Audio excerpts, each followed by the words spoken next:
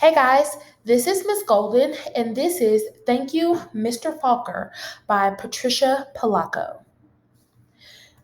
The grandpa held the jar of honey so that all the family could see, then dipped a ladle into it and drizzled honey on the cover of a small book. The little girl had just turned 5. Stand up, little one, he cooed. I did this for your mother, your uncles, your older brother, and now you. Then he handed the book to her. Taste. She dipped her finger into the honey and put it into her mouth. What is that taste? The grandma asked. The little girl answered, Sweet.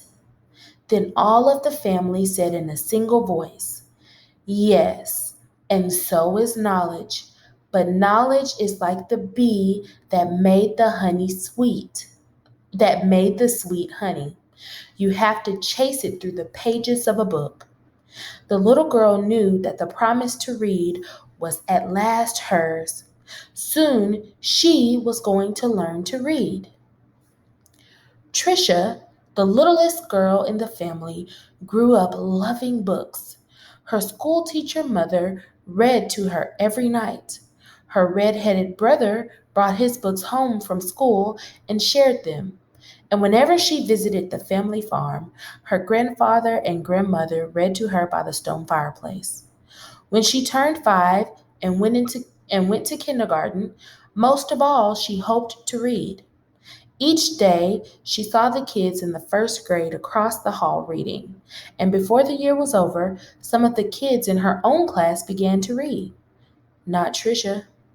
Still, she loved being at school because she could draw. The other kids would crowd around her and watch her do magic with the crayons. In first grade, you'll learn to read, her brother said. In first grade, Tricia sat in a circle with the other kids. They were all holding Our Neighborhood, their first reader, sounding out letters and words. They said, b, b, oi, boy, and l, l, look, look.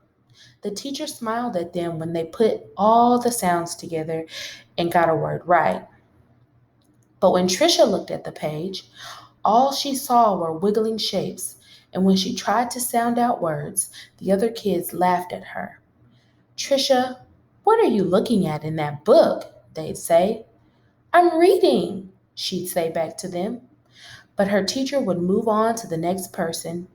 Always, when it was her turn to read, her teacher had to help her with every single word. And while the other kids moved up into the second reader and third reader, she stayed alone in Our Neighborhood. Tricia began to feel different.